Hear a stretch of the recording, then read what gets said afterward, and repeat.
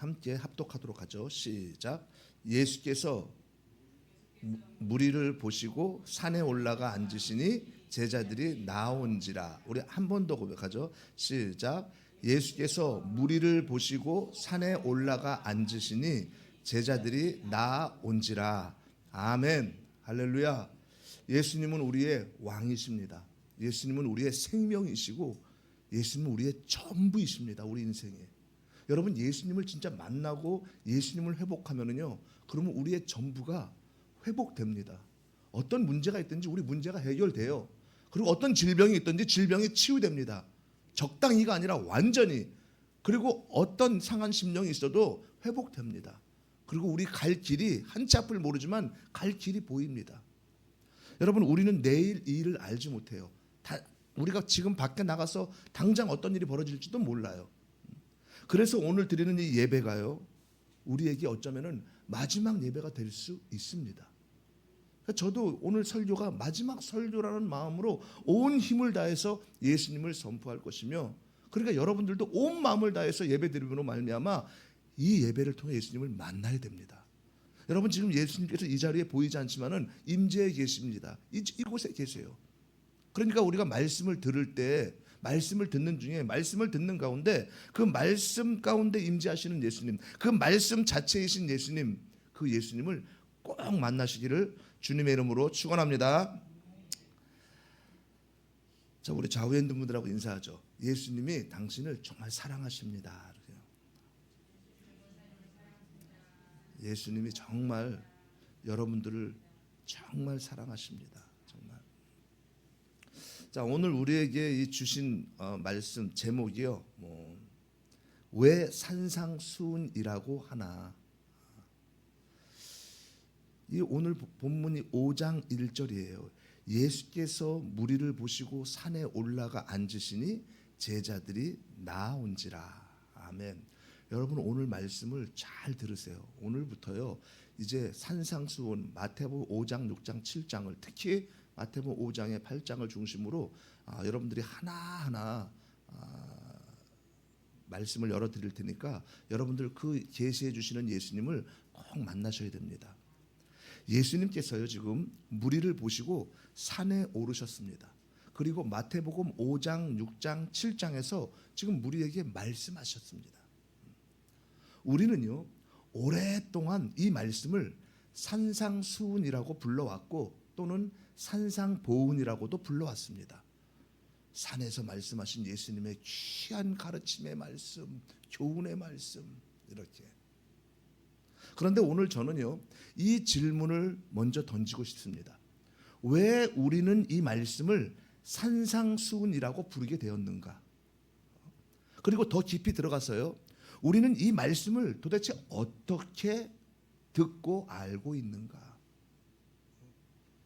예수님께서요, 마태복음 5장, 6장, 7장에서 주신 말씀은 단순히 산상수훈이 아닙니다. 이것은요, 율법의 완성을 선언하신 복음의 중심 메시지예요. 우리는 앞으로요, 이제 이번 주부터 계속해서 앞으로 율법 완성의 말씀을 차례로 나누려고 합니다. 이제 그 이유는요, 부흥이 왔기 때문이에요. 이 부흥은요, 세상의 부흥이 아니라 예수 부흥입니다. 부흥은 단지 감정이 뜨거워지는 것이 아닙니다. 부흥은 단지 숫자가 늘어나는 것이 아닙니다. 이 부흥은요, 예수님이 누구신지를 명확히 드러내는 그런 부흥이며, 그리고 우리가 예수 신학 위에 굳게 서서 예수님만 바라보며 승리하는 삶을 살게 하려는 것입니다. 사랑하는 여러분, 이 기독교를 제외한 이 모든 종교에 질문을 해봅니다. 이렇게 천국 가는 방법이 무엇입니까? 라고 물어보면, 그러면 다들 거의 이렇게 말해요. 착하게 살면 천국 간다. 혹은 교리를 잘 지키고 노력하면 천국 간다라고 대답합니다. 죄 안 짓고 남한테 안 끼치고 착하게 잘 살아야 돼. 그리고 내가 어떤 무엇을 믿던 그 계명 교리가 있잖아, 잘 지켜야지. 불교에서는 그렇게 말하죠. 불경을 잘 지켜야 된다. 그러나 기독교는 다릅니다. 기독교는요, 기독교는요, 예수를 믿음으로 구원받고 천국 갑니다. 그렇지만 많은 이들이 여전히 예수 믿은 후에는 계명과 윤리를 지켜야 천국 간다, 이렇게 말합니다.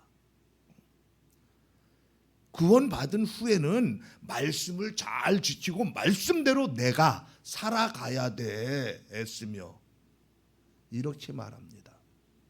이는요, 겉보기엔 경건해 보이지만 그러나 사실상 예수님을 대적하는 말입니다. 왜냐하면요, 그것은 성경의 복음 진리, 곧 은혜로 구원받는 진리를 부정하기 때문이에요. 기독교의 핵심은요, 윤리나 도덕이 아니라 예수님 자신입니다. 기독교는요, 죄인을 구원하시는 예수님이 누구신지를 전하는 종교입니다. 그러나 사람들은 여전히 성경을 윤리적 교훈서로 이해합니다.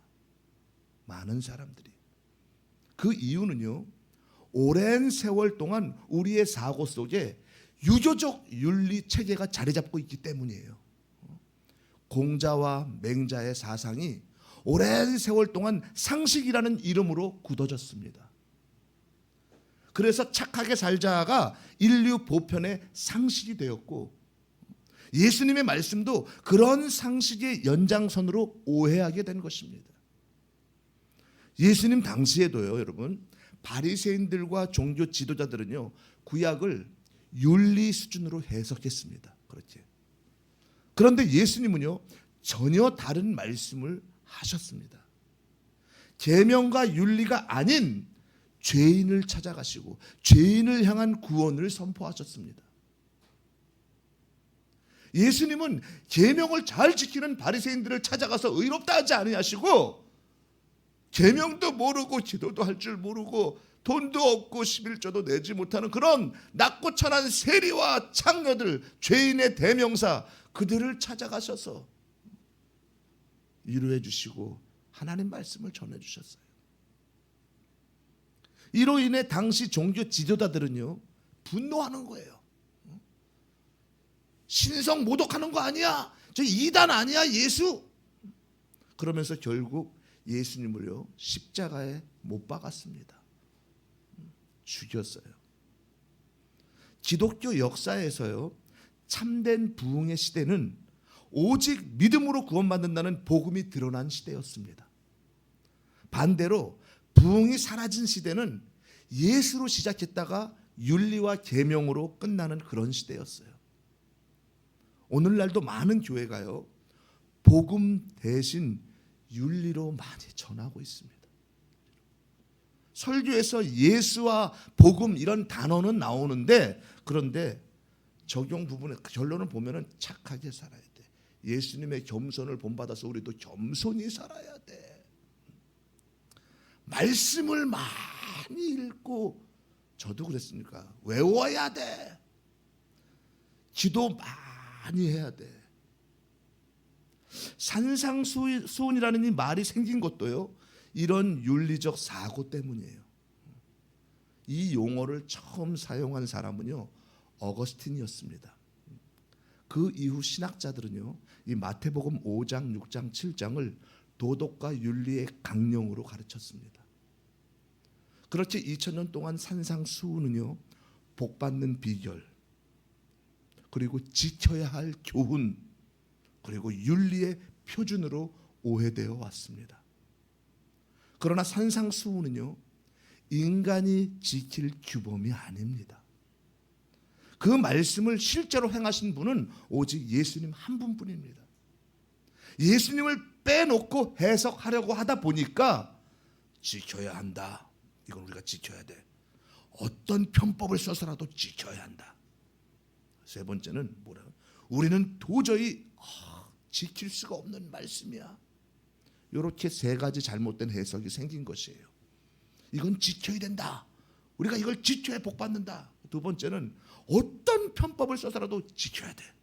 세 번째는 아니야. 도저히 지킬 수가 없어, 우리는. 여러분, 성경은 분명히 말합니다.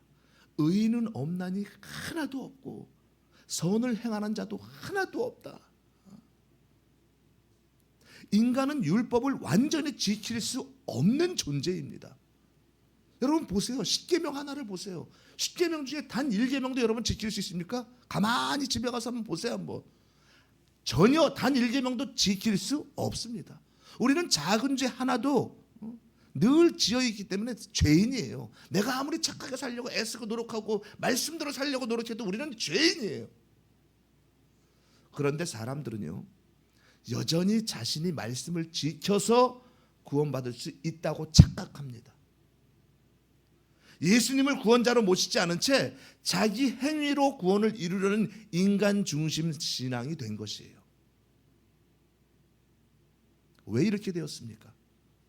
그것은요, 인간이 타락한 후에 선악의 기준을 하나님이 아니라 자신으로 바꿨기 때문이에요.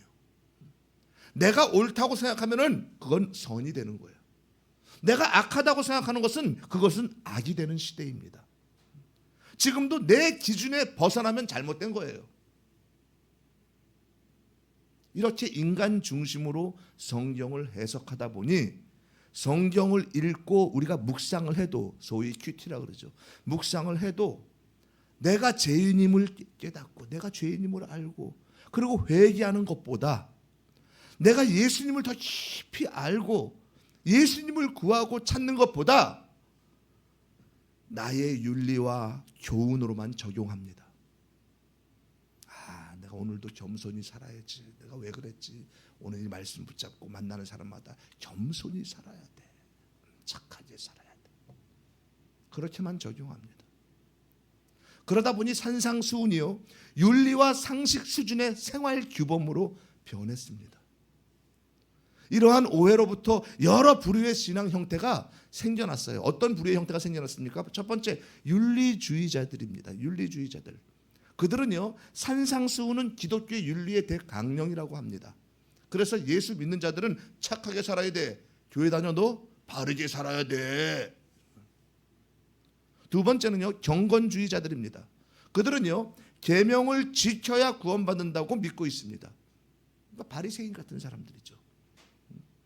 야, 철저히 말씀대로 살아야 돼. 계명을 지키고 살아야 돼. 그래야 구원받아. 세 번째는요, 금욕주의자들입니다. 그들은요, 욕망은 죄에서 시작한다면서 스스로를 억압합니다. 스스로를 금식해야 돼. 골방으로 들어가. 여자를 보니까 자꾸 음욕이 생기잖아. 보지 말아야 돼. 골방으로 들어가. 수도원으로 들어가. 수도원으로. 금식하고 고행을 해. 여러분, 여자를 안 본다고 그러면은 우리가 골방에 들어가 있으면 죄를 안 짓습니까? 우리의 생각과 마음과 모든 것은 죄예요, 죄. 그래서 예레미야 성경은 이렇게 말씀합니다. 심히 거짓되고 부패한 것은 사람의 마음이니 누가 이를 알겠냐? 사람은 몰라도 하나님은 아세요. 네 번째는요, 분리주의자들입니다. 분리주의자들. 그들은요, 세상과 교회를 구분하면서 거룩한 것과 세속적인 것을 구별합니다. 그 결과 교회는 성전, 거룩한 영이 계신 곳이야. 그리고 세상은 세속이라고 나누었습니다. 하지만 성경은요, 분명히 말합니다. 성전은 건물이 아니라 예수님 자신입니다. 자신. 그리고 그분이 우리 안에 계시기에 우리가 성전이에요. 예배당이 교회가 성전이 아니라 지금은요, 우리 예수님이 임재하시는 곳이 성전이에요. 예배당은 단지 예배를 드리는 장소일 뿐입니다. 교회는 거룩한 사람들이 모이는 곳이 아니에요. 죄인들이 모여서 예수님께 용서를 받고 예수님께 예배 드리는 곳입니다. 그러므로 세상과 교회는 본질적으로 다르지 않아요. 세상에도 죄인들이 있고 교회 안에도 죄인들이 있고, 예수님이 계신 곳이 거룩한 곳입니다. 예수님이 계시지 않은 곳은요, 아무리 화려해도 더러운 곳이에요. 이단 예배당에 가보면은요, 어마어마하게 조명과 뭐 인테리어 잘 해놨어요. 예수님이 안 계시면 더러운 곳입니다. 신앙생활을 오래 해도요, 예수님이 없으면 더러운 거예요. 그러나 신앙생활을 처음 해도 얼마 못 됐어도 내 안에 예수님이 계시면은 거룩입니다. 거룩. 결국 산상수훈이라는 이름 자체가 잘못된 거예요. 이름 자체가. 그것은 인간의 노력과 윤리를 전제한 이름입니다. 이제 우리는요, 그것을 율법 완성이라고 불러야 합니다. 성경은요, 인간의 도덕을 가르치려는 책이 아니라 구원자 예수 그리스도를 드러내는 책입니다. 예수님은 단순히 윤리를 말하러 오신 분이 아니라 자기 자신을 계시하신 분이에요. 드러내신 분이에요. 요한복음 5장 39절 40절에 보면 그렇게 예수님께서 친히 말씀하십니다. 너희가 성경에서 영생을 얻고자 연구하거니와 이 성경은 나에 대해서 기록한 것이다. 나에 대해서 증언한 것이다. 그러나 너희가 영생을 얻고자 내게 오기를 원하지 아니하였다. 여러분이 요한복음 5장 39절에 40절 핵심 말씀을 통해서 우리가 올해 계속 이 말씀 중심으로 나눌 거예요. 우리는 자꾸 성경에서 구원받고 영생을 얻으려고 구원을 이루려고 열심히 애쓰고 노력하지만은 이 성경은 예수님에 대한 이야기입니다. 근데 너희가 영생을 얻고자 내게 오지 않는다. 사랑하는 여러분, 그렇다면 오늘 우리는요, 관점을 바꿔야 돼요. 관점을. 예수님이 산에 오르신 목적은요, 너희는 이렇게 살아라가 아니라 내가 누구인지 보아라입니다. 우리 마태복음 5장 17절 한번 다 함께 읽어봅니다. 17절 5장 17절 제가 읽을게요. 내가 율법이나 선지자를 폐하러 온 줄로 생각하지 말라. 폐하러 온 것이 아니요 완전하게 하려 함이라. 예수님은 율법을 지키는 바리새인들에게 그런 거 하지 말라 뭐 이런 게 아니라 율법을 폐하러 오신 분이 아니라 완전하게 하러 오셨어요. 그러니까 예수님은 율법을 더 지키게 하러 오신 분이 아니라는 거예요. 율법을 본인이 우리가 이루는 게 본인이 완성하러 오셨어요. 우리는 지키려고 애를 쓰고 애를 써도 못 지키니까. 그러므로 마태복음 5장, 6장, 7장은요. 인간이 천국 가기 위해 지켜야 하는 규범이 아니라 예수님이 율법을 어떻게 완성하셨는지를 드러내는 복음의 중심 메시지입니다. 성경이 이 사실을 두 가지로 증명하는데요. 인간은 율법을 완성할 수 없다. 이거와 예수님만 율법을 완성하셨다. 이 두 가지입니다. 먼저 인간은 율법을 완성할 수 없습니다. 아까도 로마서 우리 3장 본 것처럼 의인은 없나니 하나도 없어요. 그리고 선을 행하는 자도 하나도 없다. 이 말씀은요, 착하게 살기 어렵다 정도가 아닙니다. 하나님 앞에서 의롭다에 도달할 수 있는 사람은 아무도 없다는 선언입니다. 그런데도 사람은요, 본능적으로 이렇게 생각합니다. 예수 믿어서 구원받지만 결국 마지막엔 내가 잘해야 되는 거야. 안 그래? 내가 경건하게 말씀도 잘 읽고 기도도 많이 하고 구원은 받았지만 그러나 구원을 이루는 것은 내가 이루어 나가야지. 안 그래? 성경에도 나와 있잖아. 두렵고 떨림으로 너희 구원을 이루라고. 맞아. 내가 잘해야 돼. 내가. 예수님은요, 조금 부족한 나를 보충해 주는 분이 아니라 죽은 나를 살리시는 구원자이십니다. 에베소서 2장 8절 9절 제가 이걸 못해서 그랬어요. 2장 8절 9절에 보면요, 이런 말이 나와 있어요. 너희가 그 은혜에 의하여 믿음으로 말미암아 구원을 받았나니 이것은 너희에게서 난 것이 아니요 하나님의 선물이라. 선물. 그러니까 이건 행위에서 난 것이 아니니 누구든지 자랑하지 못하게 하려 함이라. 구원은요, 하나님의 선물인데 이건 우리의 행위가 아니라 왜요? 우리 자랑이 되니까. 전적인 하나님의 은혜고 선물이에요. 그러니까 다시 말해서 하나님 은혜에 의해서 믿음을 주시고 우리가 믿고 구원을 받았어요. 우리가 믿고. 그러므로 하나님이 다 하신 거예요. 보세요. 만세전에 이미 우리를 택하시고, 택하신 분도 하나님이세요. 그리고선 이 땅에 하나님의 때가 돼가지고 아내의 기도가 됐던, 자녀의 기도로 됐던, 어떻게 됐든지 간에 남편이 또 엄마가 예배당에 왔단 말이에요. 그러면 하나님의 때에 하나님이 주신 거예요. 인도하신 거예요. 와서 앉아있는데 예수님이 믿어지네. 이게 내가 믿어야지 결단하는 게 아니에요. 10년 20년 다녀도 예수님 교회는 다녀도 안 믿는 사람 많아요. 근데 믿어지는 거는 주님이 믿음을 주셨으니까 믿어지는 거예요. 그러면 결론적으로 뭐예요? 하나님이 다 하신 거예요. 내가 한 게 없어. 이정민 집사님이 지금 구원받고 이 자리에서 함께 예배드리는 게 얼마나 감사한지 몰라요, 저는요. 그런데 얼마나 아내 되는 이상현 집사님이 얼마나 기도를 많이 했습니까? 근데 분명한 건요, 우리가 기도했기 때문에 구원받는 것이 아니라 하나님께서 선택하셨고 하나님의 때에 구원을 해주시는 거예요.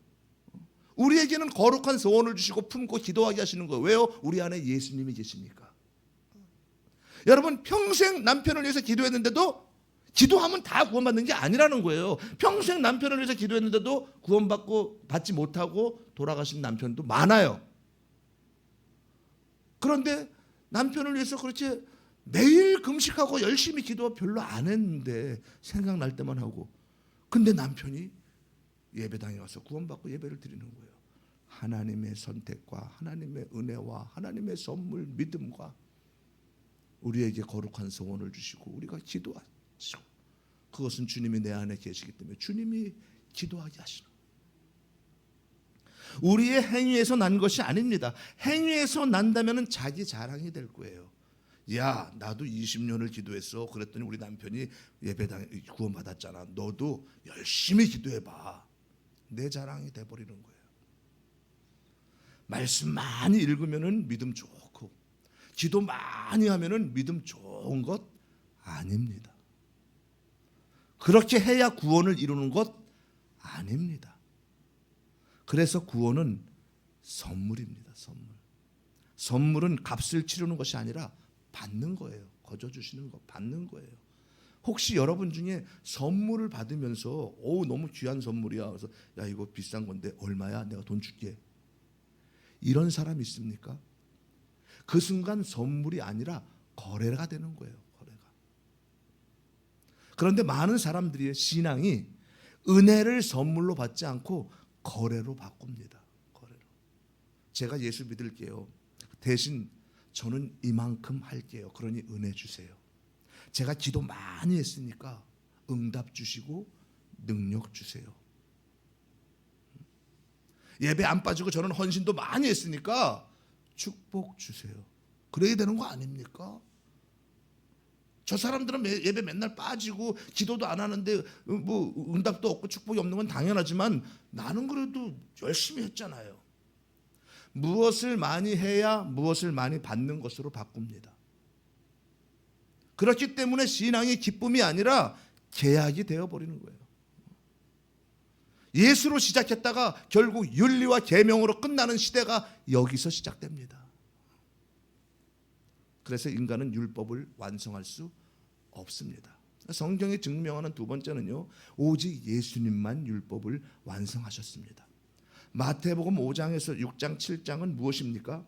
이것은요, 성도가 올라가야 할 산이 아니라 예수님이 올라가셔서 완성을 선포하신 산입니다. 특히 우리가 팔복이라고 부르는 5장 3절에서 12절 그 말씀을 보십시오. 사람들은요, 이 팔복을 이렇게 하면 복 받는다는 조건으로 읽습니다. 많은 신학자들과 목회자들은요, 팔복은 성품으로 설교합니다. 성화로. 구원받는 자는 이렇게 살아야 합니다. 그러니까 여러분 보세요. 심령이 가난한 자는 복이 있나니, 이 말씀을 심령이 가난한 자는 복이 있나니 천국이 그들의 것이며, 여러분 심령이 가난해야 돼요. 마음을 비우고 내려놔야 돼요. 나의 자아를 내려놓고, 그렇죠? 그런 자가 복을 받아요.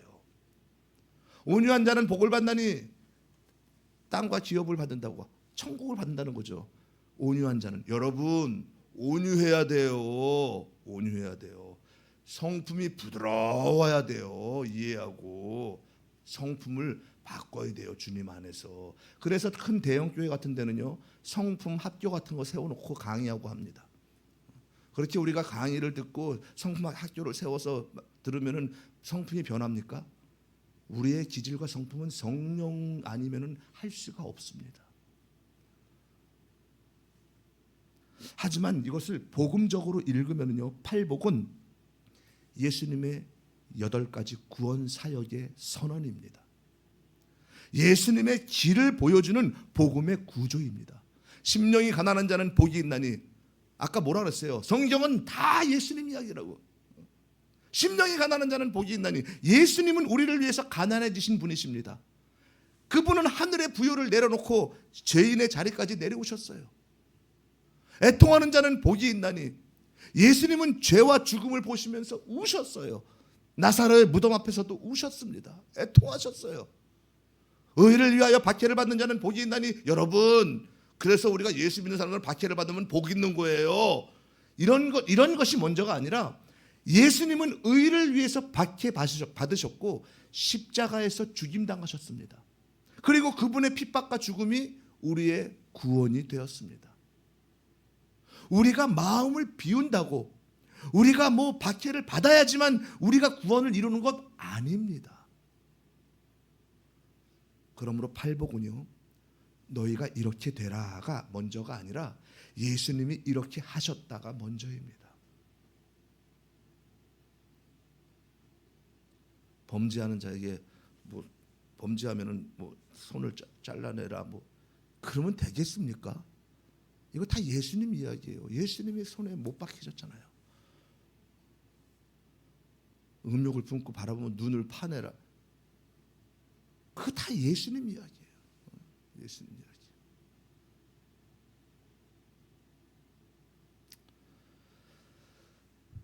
여러분, 예수님이 이렇게 하셨다가 먼저가 됩니다.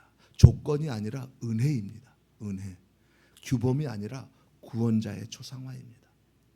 우리가 누가복음 18장에 보면은요, 바리새인과 세리의 그 비유가 나옵니다. 바리새인들은 어떻게 기도합니까? 그들은요, 계명 잘 지키잖아요. 그러니까 성전 꼭대기에 딱 올라가서 두 손을 하늘에 높이 들고 이렇게 말합니다. 하나님이시여, 나는 토색하지도 않고 나는 불의하지도 않고 나는 간음하지도 않았습니다. 그리고 나는 일주일에 2번이나 금식하고 기도하고 11조를 한 번도 빼놓은 적이 없습니다. 이렇게 두 손을 들고. 이게 뭐예요? 한마디로 저 괜찮죠? 이만큼 했다는 거예요. 반면에 세리는요, 세리는 성전 위 꼭대기 오지도 못합니다. 멀리 서서 하늘을 쳐다보지도 못하고 가슴을 치면서 하나님이여 불쌍히 여기소서, 나는 죄인입니다. 그리고 예수님이 결론을 내리십니다. 이 사람이, 세리가 의롭다함을 받고 내려갔다. 여러분, 예수님은요, 의인을 구원하기 위해서 오신 분이 아니에요. 죄인을 위해서 오신 분이에요. 예수님 친히 말씀하셨잖아요. 건강한 자에게는 의원이 필요 없고 병든 자에게라 의원이 필요하다. 사랑하는 여러분, 의롭다 함은요, 윤리 점수가 높은 자에게 주어지는 것이 아니라 은혜를 구하는 자에게 주어집니다. 산상수훈을 바리새인의 귀로 들으면 더 잘해서 의로워지려고 하고, 산상수훈을 세리의 심령으로 들으면 예수님께 의를 받습니다. 왜 예수님 당시에 그렇게 종교 지도자들이 예수님께 분노를 했습니까?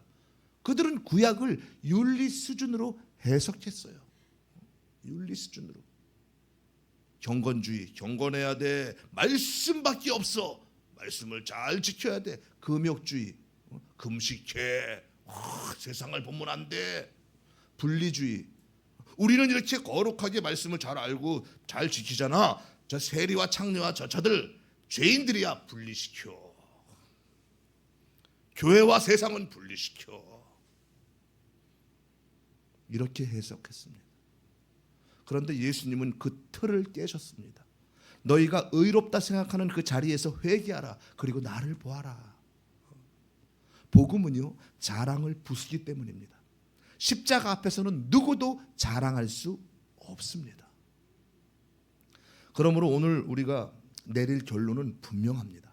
마태복음 5장, 6장, 7장은요, 인간이 올라가야 할 산이 아니라 우리가 무엇을 해야 되는 것이 아니라 예수님이 내려오신 산입니다. 예수님이 십자가에서 다 이루었다. 예수님은 그 산에서 율법 완성을 선포하신 거예요. 내가 완성한다. 내가 너희의 의가 된다. 내가 너희를 하나님 나라로 데려간다. 그러므로 우리는 고백해야 됩니다. 산상수훈이 아니라 율법 완성이다. 팔복이 아니라 예수님의 8가지 구원 사역이다.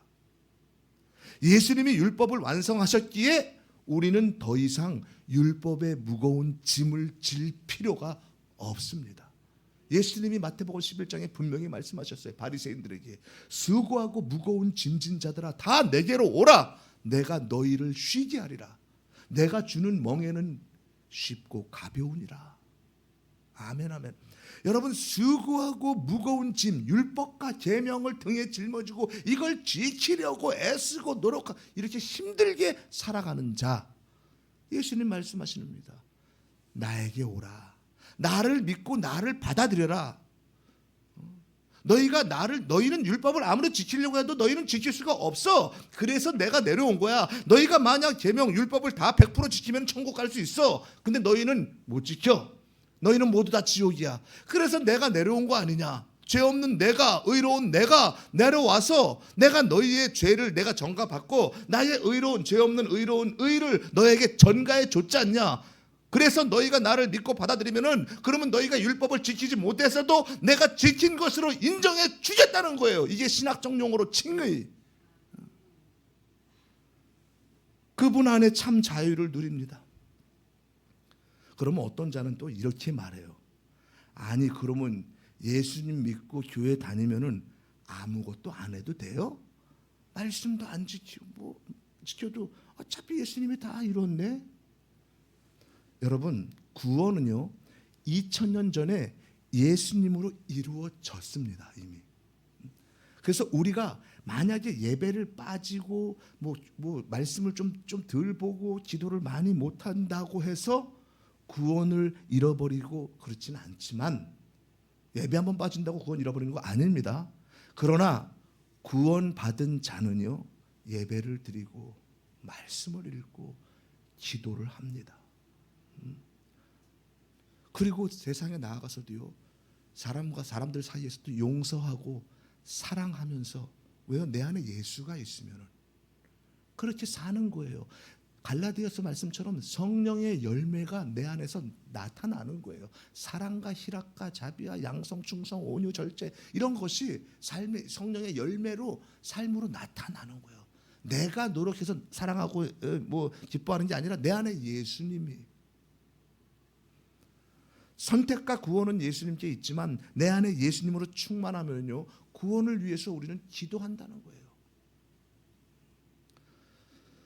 여러분, 혹시 우리가 신앙이 무겁습니까? 그렇다면요 예수님이 작아져 있고 내가 커져 있다는 거예요. 내가 내 힘으로 뭔가 해야지 되는 줄 알아. 그러니까 이게 무거운 거예요. 그런 사람들은요 뭔가 실수를 하고 뭔가 죄를 짓잖아요. 하나님께 기뻐하지 못하는 그런 행동을 한다. 그러면 정죄감이 드는 거예요. 내가 왜 이랬지? 그러다 일이 좀 안 풀리면은 내가 지난번에 죄 져가지고 이렇게 또 일이 안 풀렸나 보다. 이렇게 생각한다.